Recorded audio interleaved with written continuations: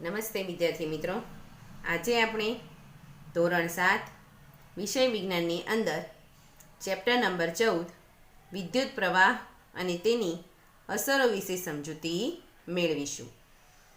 વિદ્યાર્થી મિત્રો, અગાઉના વિડીયોની અંદર આપણે ચેપ્ટર નંબર 13 ગતિ અને સમય વિશે ચર્ચા કરી હતી, જેની અંદર તમે ગતિ એટલે શું અને ગતિ સાથે સમયના માપન વિશે પણ ચર્ચા કરી હતી.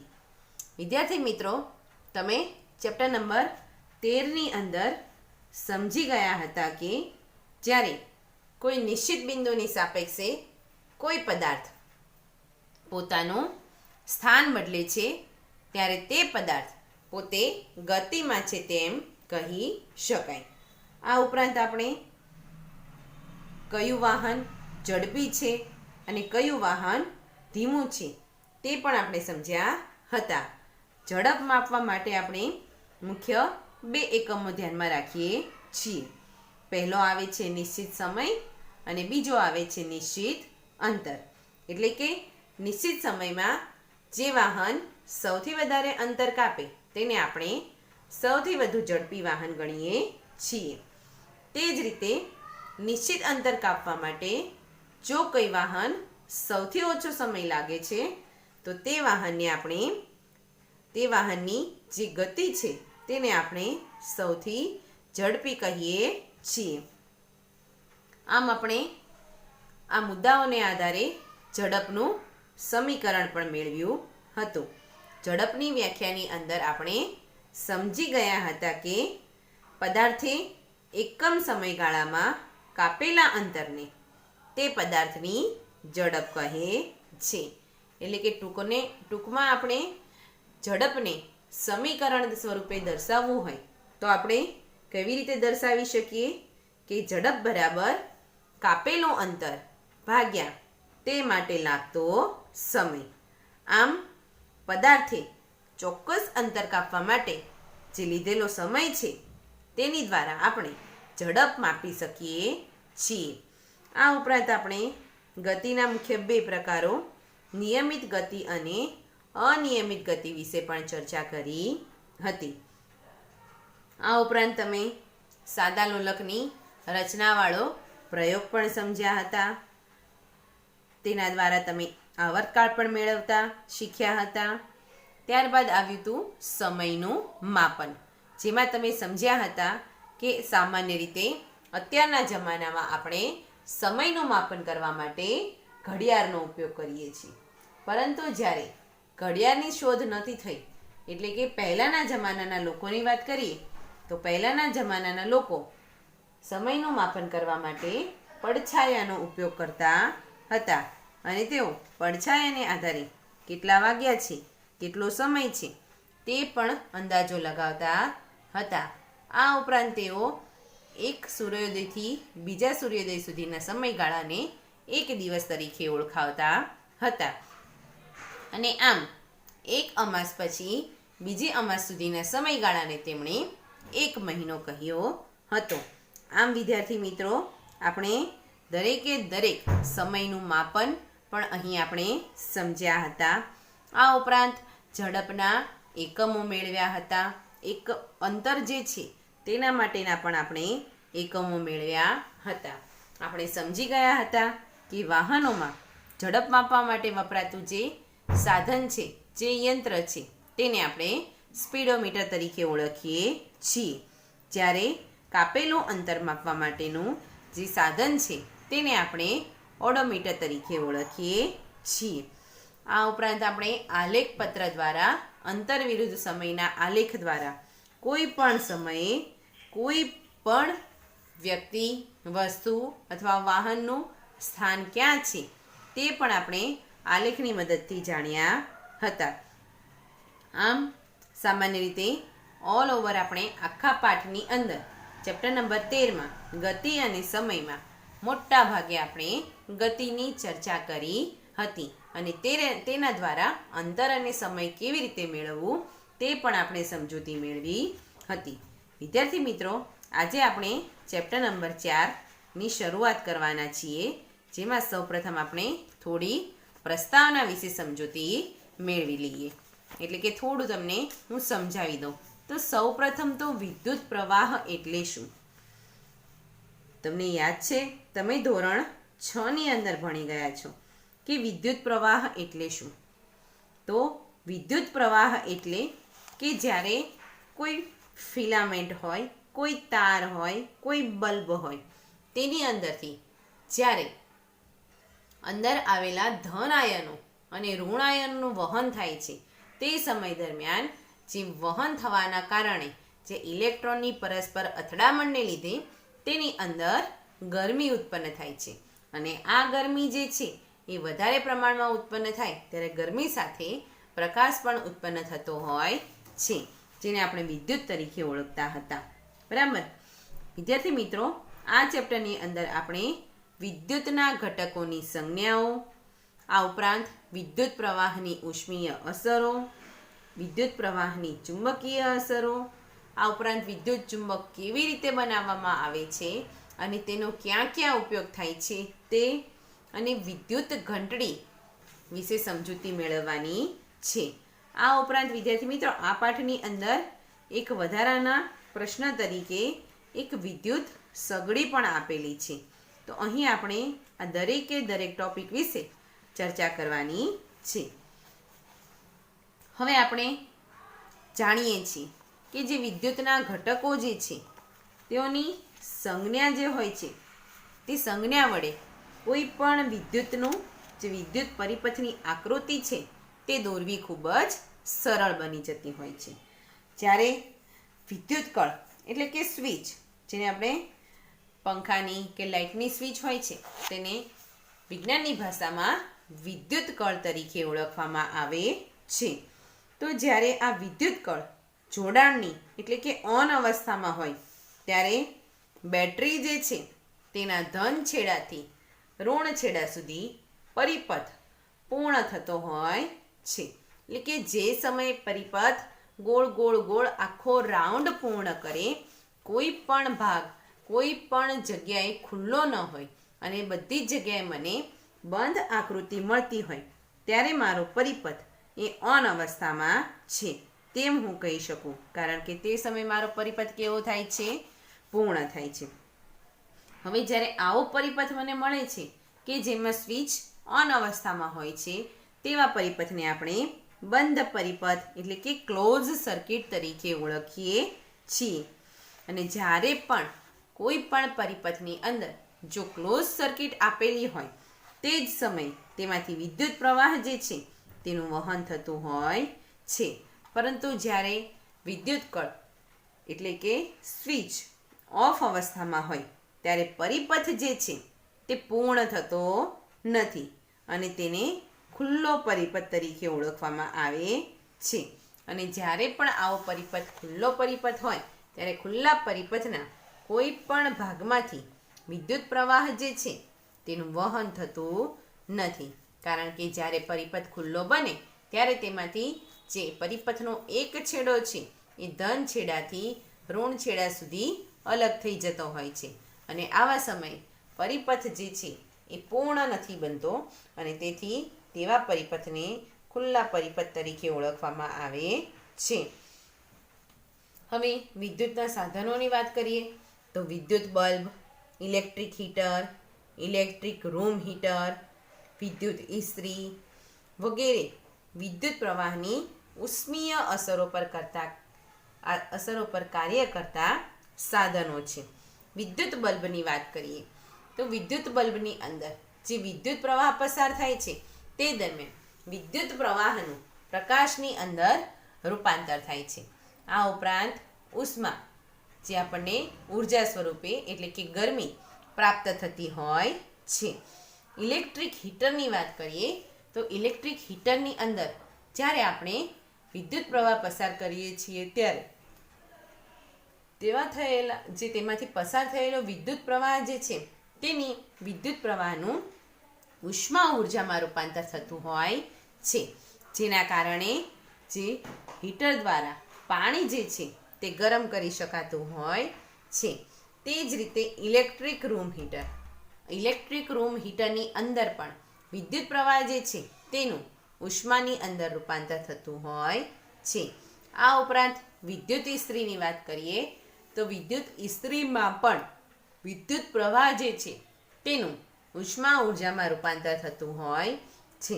આમ વિદ્યુત bulb, electric heater, electric room heater, વિદ્યુત ઇસ્ત્રી વગેરે વિદ્યુત પ્રવાહની ઉષ્મીય અસરો પર કાર્ય કરતા સાધનો છે.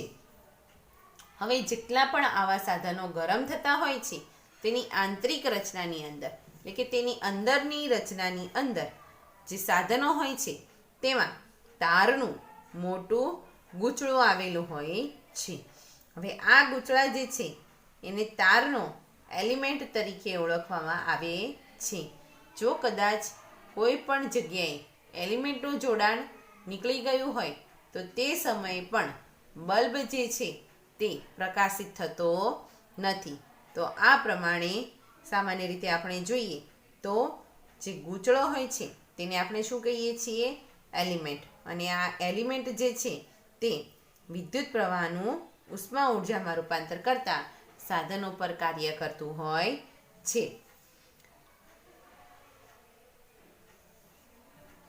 હવે વિદ્યુત બલ્બની વાત કરીએ તો વિદ્યુત બલ્બ જે છે એ વિદ્યુત બલ્બના તારમાં જેટલો પણ ઉષ્માનો જથ્થો એ શેની ઉપર આધાર રાખે છે?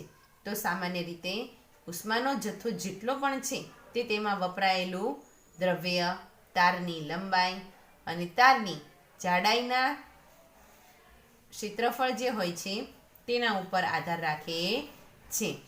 ઘણી વખત વિદ્યુતનો બલ્બ જે છે એનો ફિલામેન્ટ એટલો બધો ઊંચો તાપમાન સુધી ગરમ થાય છે કે તે પોતે પ્રકાશનું ઉત્સર્જન કરવા લાગતા હોય છે.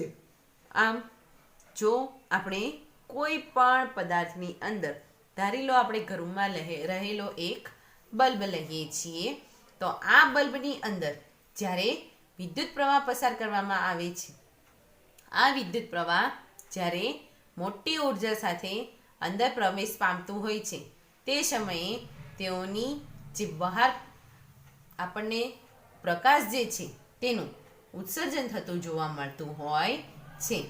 પ્રકાશ વાપરવા માટે વપરાતા વિદ્યુત બલ્બમાં ઉષ્મા જે છે તે ઇચ્છનીય નથી. એટલે કે આ પદાર્થોની અંદર જે ઉત્પન્ન થતી ઉષ્મા જે છે તે સામાન્ય રીતે વાતાવરણની અંદર ભળી જતી હોય છે અને તે ઉર્જાનો વ્યય કહેવામાં આવે છે. આ ઉપરાંત વિદ્યુત બલ્બને બદલે ફ્લોરેસન્ટ ટ્યુબલાઇટ અથવા CFL બલ્બ તરીકે ઓળખાય છે. જે CFL બલ્બ જે છે તેનો ઉપયોગ કરવાથી વિદ્યુત પ્રવાહ જે છે તેનું બચન કરી શકાય છે. વિદ્યુતના ઉપકરણો કોઈ પણ તમે લેવા જાઓ ત્યારે લેતી વખતે હંમેશા ISI માર્ગો જે છે તેને ચેક કરીને જ લેવા જોઈએ. ત્યારે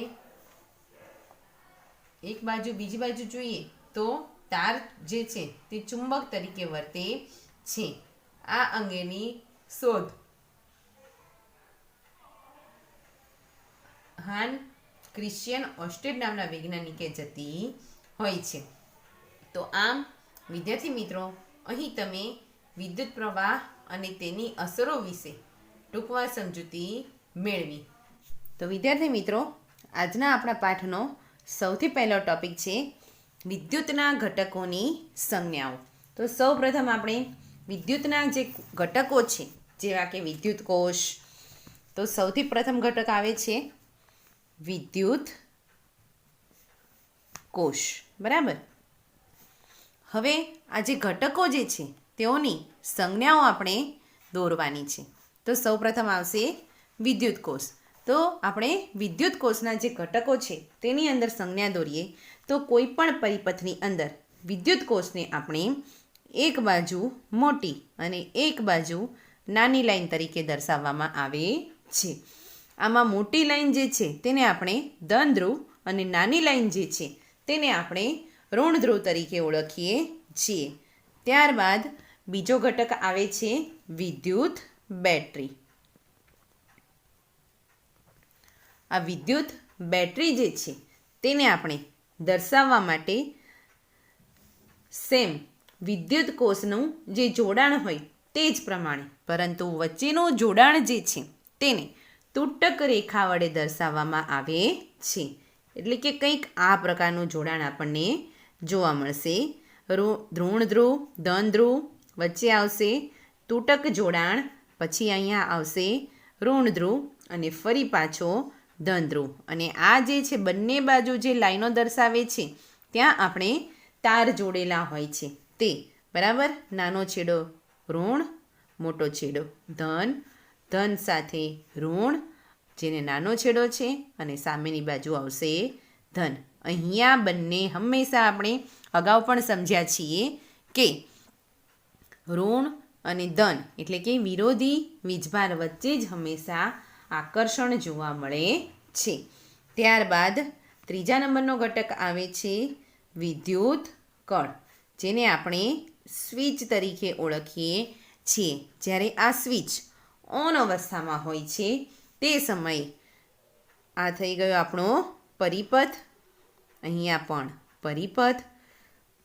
હવે જ્યારે આ સ્વિચ ઓન અવસ્થામાં હોય ત્યારે કંઈક આ રીતનું જોડાણ હોય, એટલે કે સ્વિચની અંદરના જે તાર હોય છે તે એકબીજા સાથે જોડાયેલા હોય. તે સમયે સ્વિચ ઓન અવસ્થામાં હોય છે અને તે સમયે ઓન અવસ્થામાં હોવાથી તે સમયે તેમાંથી વિદ્યુત પ્રવાહ જે છે તે પસાર થઈ શકતો હોય છે. હવે આપણે ઓફ અવસ્થાની વાત કરીએ તો આ થઈ ગયું આપણું તારનું જોડાણ. ઓફ અવસ્થામાં આ કળ જે છે તે થોડી ઊંચી એટલે કે ખુલ્લી રહેલી હોય છે. આ સમયે જ્યારે આપણે બોર્ડમાં સ્વિચ, વિદ્યુત બોર્ડ જે છે તેની અંદર સ્વિચ આપણે બંધ કરીએ છીએ તે સમયે આપણી સ્વિચ કઈ અવસ્થામાં ગણાય? ઓફ અવસ્થામાં. અને ઓફ અવસ્થામાં જે અહીં પરિપથ જે હોય છે તે ખુલ્લો થઈ જતો હોય છે, એટલે કે સ્વિચમાંથી વિદ્યુત પ્રવાહ પસાર થતો નથી. અને આ કારણોસર લાઇટ કે પંખા કે કોઈ પણ બલ્બ જેવી વસ્તુ ચાલુ થઈ શકતી નથી, કારણ કે તે સમયે કેવો પરિપથ હોય છે? ખુલ્લો પરિપથ. હવે ચોથા નંબરે આવે છે વિદ્યુત બલ્બ. બલ્બની રચના જોઈએ તો બલ્બમાં બંને બાજુ આપણને તારનું જોડાણ, વિદ્યુતના બલ્બ જે છે તેની અંદરનો ફિલામેન્ટ કંઈક આવો એમ આકારનો જોવા મળે છે.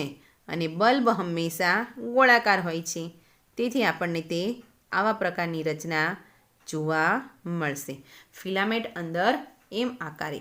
તો વિદ્યુત બલ્બ માટેની સંજ્ઞા કંઈક આવી થઈ જશે.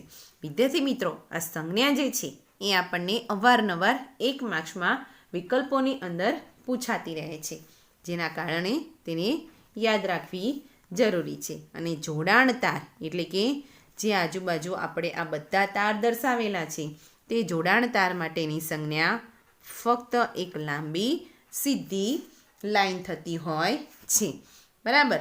તો આ આપણું જે વિદ્યુતના ઘટકો જે છે એ વિદ્યુતના ઘટકો માટેના જે સંજ્ઞાઓ છે તે થઈ ગઈ.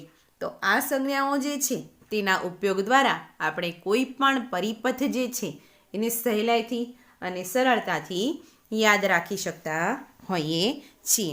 તો વિદ્યાર્થી મિત્રો, એક વખત ફરી આપણે સંજ્ઞાઓ જોઈ લઈએ. તો વિદ્યુતના ઘટકો તો મુખ્ય 5 છે: વિદ્યુત કોષ, વિદ્યુત બેટરી, વિદ્યુત કળ અને વિદ્યુત બલ્બ.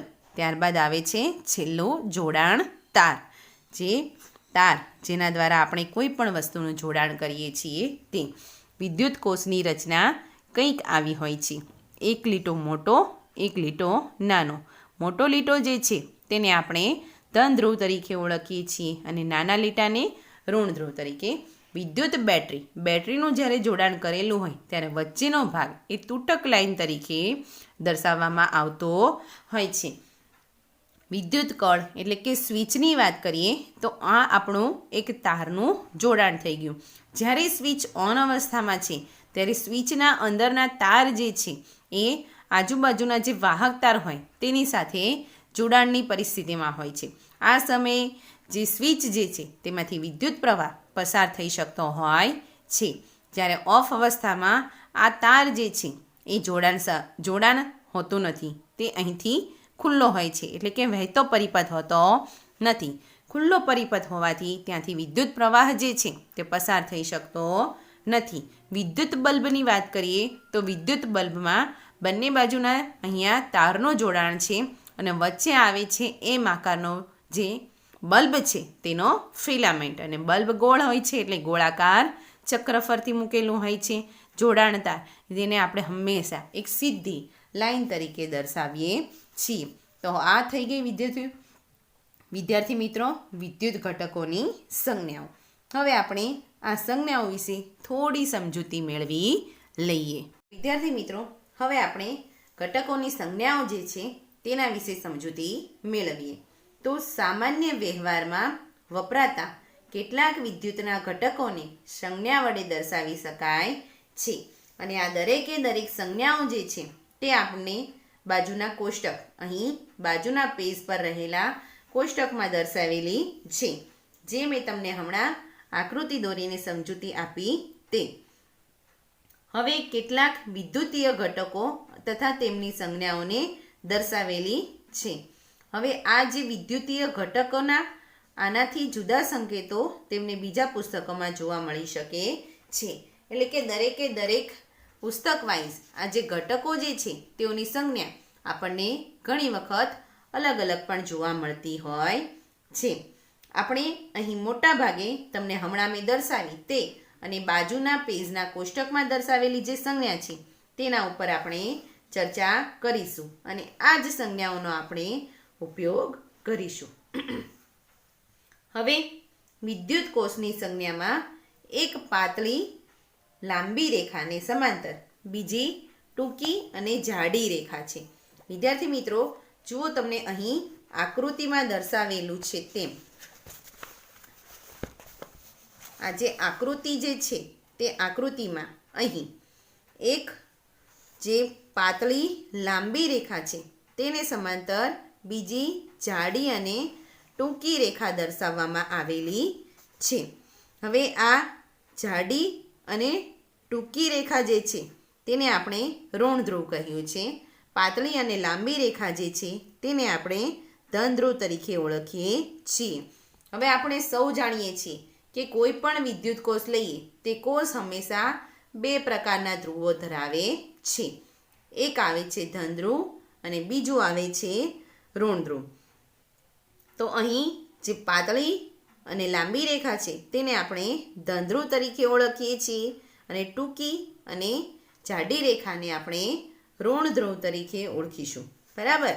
હવે આપણે ત્યારબાદ વિદ્યુત કળ માટેનું જોડાણની વાત કરીએ, એટલે કે સ્વિચ જે છે તેના જોડાણની વાત કરીએ. તો વિદ્યુત કળ જે છે માં સ્વિચમાં જ્યારે જોડાણની અવસ્થા એટલે કે ઓન અવસ્થામાં હોય છે ત્યારે, જેને આપણે જોડાણની અવસ્થા કહીએ છીએ, જ્યારે ઓફ અવસ્થાની વાત કરીએ તો તેને આપણે ખુલ્લી અવસ્થા તરીકે ઓળખશું, કારણ કે તે સમયે આપણે આકૃતિમાં હમણાં મેં તમને દોરીને બતાવ્યું તે પ્રમાણે પરિપથ જે છે તે ખુલ્લો રહે છે, તેમાંથી કોઈ પણ પ્રકારનો વિદ્યુત પ્રવાહ જે છે તે પસાર થઈ શકતો નથી. એટલા માટે આપણે તેને ખુલ્લી અવસ્થા તરીકે ઓળખીશું. તો વિદ્યુત કળ માટે જોડાણની અવસ્થા એટલે કે ઓન અવસ્થા અને ખુલ્લી અવસ્થા એટલે કે ઓફ અવસ્થા માટેની સંજ્ઞાઓ પણ આપણને જુદી જુદી આપેલી છે. તો વિદ્યુતના જુદા જુદા ઘટકોના જોડાણ માટેના જોડાણ તારને રેખા વડે દર્શાવવામાં આવે છે. વિદ્યાર્થી મિત્રો, મેં તમને હમણાં સમજાવ્યું તે પ્રમાણે કે જ્યારે વિદ્યુત કળ જે છે તે જોડાણ અવસ્થામાં હોય તો તે સમયે જે અવસ્થા જે છે એમાં તાર જે છે એ બંધ પરિપથ બનાવે છે, અને બંધ પરિપથ બનવાથી તેમાંથી વિદ્યુત પ્રવાહ જે છે તે સરળતાથી પસાર થઈ શકતો હોય છે, અને આ જ કારણે બલ્બ જે છે તે ચાલુ થઈ શકે છે. જ્યારે ઓફ અવસ્થાની વાત કરીએ તો ઓફ અવસ્થાની અંદર જે વિદ્યુતના તારનું જોડાણ જે છે એ એક જગ્યાએથી ખુલ્લું રહેતું હોય છે, એટલે કે ત્યાંથી જે વિદ્યુત પ્રવાહ જે છે તે પસાર થઈ શકતો નથી. અને આ કારણોસર તેમાંથી વિદ્યુત પ્રવાહ પસાર ન થવાથી લાઇટ, પંખા કે બલ્બની સ્વિચ જે બંધ અવસ્થામાં હોય છે ત્યારે તેમાંથી કોઈ પણ પ્રકારનો પ્રકાશનું ઉત્સર્જન થતું નથી. અને તેની સાથેના જેટલા પણ તાર જે છે, જેને આપણે જોડાણ તાર તરીકે ઓળખીએ છીએ, તેને આપણે લાંબી રેખા તરીકે દર્શાવીએ છીએ. આ ઉપરાંત આપણને અહીં વિદ્યુત કોષ માટેની સંજ્ઞા પણ આપેલી છે. વિદ્યુત કોષ એટલે કે બેટરી. હવે તમને એમ થશે કે વિદ્યુત કોષ શું છે? તો તે તમે જાણો છો કે બેટરીની સંજ્ઞાને ધ્યાનથી જુઓ. વિદ્યુત કોષ શેના બનેલા હોય છે તે તમે કહી શકો છો. કેટલીક પ્રવૃત્તિઓમાં આપણને એક કરતાં વધારે વિદ્યુત કોષની જરૂર પડે છે. આથી આકૃતિ જે તમને 14.2 આપેલી છે એ 14.2 કે તેથી વધારે ટોર્ચ, ટ્રાન્ઝિસ્ટર, રેડિયો, રમકડા, ટીવીનું રિમોટ કંટ્રોલ વગેરે જેવા વિદ્યુતના ઉપકરણો જે હોય છે તેમાં વિદ્યુત કોષ વપરાતા હોય છે. હવે વિદ્યુત કોષની વાત કરીએ તો વિદ્યુત કોષ જે છે તેને સામાન્ય રીતે આપણે સેલ તરીકે ઓળખીએ છીએ. અને આ સેલ જે છે તેની મદદથી આપણે મોટા ભાગે અહીં તમને જો આકૃતિમાં વિદ્યુત કોષ દર્શાવેલો છે અને આ સેલની મદદથી જ આપણે રિમોટ કંટ્રોલ છે, એસીના રિમોટ છે, ટીવીના રિમોટ છે, રેડિયો હોય, અમુક રમકડા હોય તેને આપણે ચાલુ કરી શકતા હોઈએ છીએ. જો કે કેટલાક ઉપકરણોમાં આકૃતિમાં દર્શાવ્યા પ્રમાણે અહીં તમને આકૃતિ દર્શાવેલી છે તે પ્રમાણે પણ જે વિદ્યુત કોષ હોય છે તે હંમેશા એકની પાછળ એક એ રીતે ગોઠવવામાં આવતા નથી. કેટલીક વખત વિદ્યુત કોષોને પાસે ગોઠવવામાં આવે છે. તો પછી વિદ્યુત કોષોના ધ્રુવોને કેવી રીતે જોડવામાં આવે? ઘણી વખત તમે જોયું હશે કે આપણે રિમોટ કંટ્રોલની વાત કરીએ. રિમોટ કંટ્રોલમાં જે વિદ્યુત કોષ હોય છે તે બંનેને આપણે પાસે ગોઠવીએ છીએ. પરંતુ આ સમયે જે વિદ્યુત કોષો હોય છે તેનું જોડાણ કેવી રીતે હોય છે? તો તેના જોડાણ સમયે અહીં તમને આકૃતિમાં દર્શાવેલું છે વિદ્યાર્થી મિત્રો કે જ્યારે પાસે રહેલી જે વિદ્યુત કોષનું જોડાણ હોય ત્યારે એક કોષનો ઋણ ધ્રુવ બીજા કોષના ધન ધ્રુવ સાથે જોડેલો હોય છે. અહીં તમને લાંબુ જોડાણ દર્શાવેલું છે. આ લાંબા જોડાણની અંદર જે પ્રથમ કોષ છે અહીં આપણને 1, 2, 3, 4 કોષ આપેલા છે. તો પહેલા કોષનો ઋણ ધ્રુવ, બીજા કોષનો ધન ધ્રુવ, બીજા કોષનો ઋણ ધ્રુવ, ત્રીજા કોષનો ધન ધ્રુવ, ત્રીજા કોષનો ઋણ ધ્રુવ, ચોથા કોષનો ધન ધ્રુવ. આમ હંમેશા ગમે તેટલા લાંબી લાઈનમાં વિદ્યુત કોષ જોડેલા હોય પરંતુ આ કોષનું જોડાણ હંમેશા ધન અને ઋણ ધ્રુવ જોડે કરવામાં આવે છે. કારણ કે આપણે સૌ જાણીએ છીએ કે હંમેશા વિરુદ્ધ વીજભાર વચ્ચે આકર્ષણ થતું હોય છે. તો જ્યારે વિદ્યાર્થી મિત્રો કોઈ વિદ્યુતીય ઉપકરણના વિદ્યુત કોષ રાખવાના ખાના જે હોય છે તેને ધ્યાનથી નિહાળો તો તમને જણાશે કે એક વિદ્યુત કોષના ધન ધ્રુવને ત્યાર પછીના ગોઠવેલા બીજા વિદ્યુત કોષના ઋણ ધ્રુવ સાથે જાડા તાર કે ધાતુની પટ્ટી વડે જોડેલા હોય છે. બેટરીના ખાનામાં વિદ્યુત કોષને સાચી રીતે ગોઠવવા માટે તમને મદદરૂપ થાય તે માટે પ્લસ અને માઇનસ સંજ્ઞાઓનો નિર્દેશ પણ ત્યાં કરવામાં આવેલો હોય છે. હવે આપણી પ્રવૃત્તિઓ માટે વિદ્યુત કોષને કેવી રીતે જોડીને બેટરી બનાવી શકીએ તે તમને અહીં આકૃતિની અંદર દર્શાવેલું છે. તો વિદ્યાર્થી મિત્રો તમે ઘણી વખત ટીવીના રિમોટ કે એસીના રિમોટ અથવા તો કોઈ રમકડાની અંદર જે બેટરી રહેલી હોય છે તેનું ઓબ્ઝર્વેશન કરશો તો તમને અંદર જોવા મળશે. ઘણી વખત કોઈ રમકડાની અંદર 2 સેલ અથવા તો 4 સેલ પણ હોઈ શકે છે. ઘણી વખત 3 સેલ પણ હોય છે.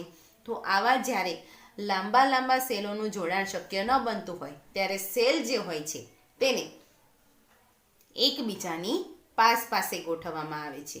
અને પાસે ગોઠવતી વખતે જે સેલ હોય છે તેના બંને ધ્રુવોને ફરતી આવરી લેતી એક ધાતુની પટ્ટી મૂકવામાં આવેલી હોય છે. તમે જાતે જ ટીવીનું રિમોટ ખોલીને જોશો તો તમને જણાશે કે સેલ જે છે તેના બંને ધ્રુવોને અડકતી એક ધાતુની પટ્ટી મૂકેલી હોય છે.